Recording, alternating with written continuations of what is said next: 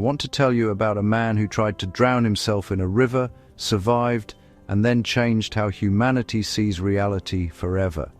Paris in the 1860s was a nightmare of factory smoke, mud, and crowds pushing through streets, being torn apart by new train stations. While the official art world demanded polished portraits and frozen historical scenes painted in dark studios, one young painter carrying rolled canvases decided all of it looked staged and dead. He wanted to paint life exactly as it moved, which meant abandoning everything the academies considered sacred. He grew up in Le Havre, a harbour town on the Normandy coast where weather could completely transform the world within an hour. Ships vanished into fog, sunlight broke through clouds only to disappear minutes later. And as a teenager, he made money drawing cruel caricatures of locals for a few copper coins, displaying them in shop windows. He became locally famous before he ever touched serious oil paint. Then a landscape painter named Eugène Boudin dragged him outside and forced him to paint the actual ocean in real time under open skies. Most painters still worked indoors from sketches, but Boudin taught him a brutal truth. The real world changed too quickly for the old, rigid formulas.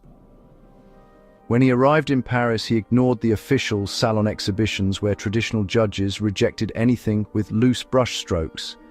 Instead, he gathered with Renoir, Sisley, and Basile, a small group of broke rebels who painted train smoke, river reflections, and changing sunlight constantly.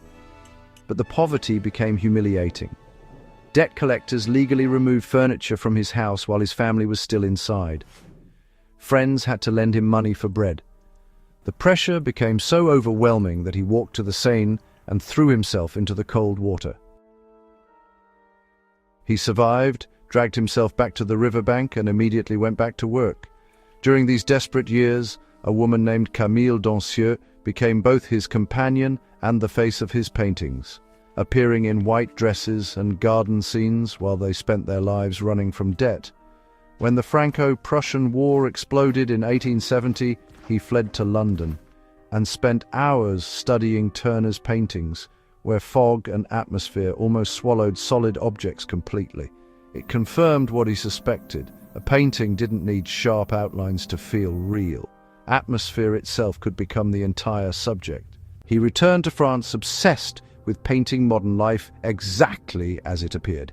He painted so quickly that he sometimes carried multiple canvases at once, switching between them every few minutes as sunlight changed. To him, a river at 8 a.m. and that same river at sunset were two completely different worlds. In 1872, standing on a balcony overlooking Le Havre Harbour, he painted a hazy sunrise where ships appeared only as dark shadows, water and sky blended together, and a single orange sun floated weakly through fog. He titled it Impression Sunrise. When it went on display, the public laughed, and a prominent critic published a mocking review, writing that even unwashed wallpaper was more finished than this careless painting. The insult backfired completely. The group embraced the joke, adopted the name Impressionists, and kept organizing their own shows. He became obsessed with a problem nobody else pursued with the same intensity. How do you paint time itself? He began returning to the exact same subjects over and over, the same haystacks, riverbanks, and cathedral facades, sometimes painting them dozens of times. Not because he lacked ideas, but because he believed light completely transformed reality from hour to hour. His series on Rouen Cathedral became a massive experiment, showing how morning fog, midday glare, winter cold, and sunset haze could make the same stone building look like different worlds. But in 1879, Camille fell terminally ill and died at 32. Even during her final hours, as he sat by her deathbed in total grief, he caught himself automatically analyzing the changing blue, yellow, and grey tones of light fading across her dead skin. He later admitted the moment disturbed him deeply. The painter inside him had continued reading the light while the husband was breaking down. Years later, he scraped together enough money to settle at Giverny, where he built massive water gardens that consumed the rest of his life. The ponds, Japanese bridges, and water lilies weren't random decorations. He designed the entire landscape like a laboratory for light and reflection, watching the water surface change hour by hour. Then his eyesight began collapsing.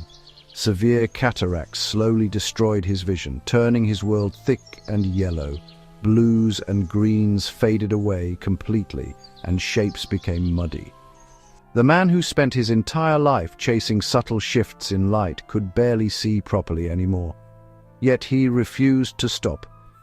He memorized where paints sat on his palette by touch alone, stood inches away from enormous 12-foot canvases, and kept painting reflections by instinct and memory. Some critics thought these late works looked wild and unfinished, but others realized they were witnessing painting move towards something entirely new.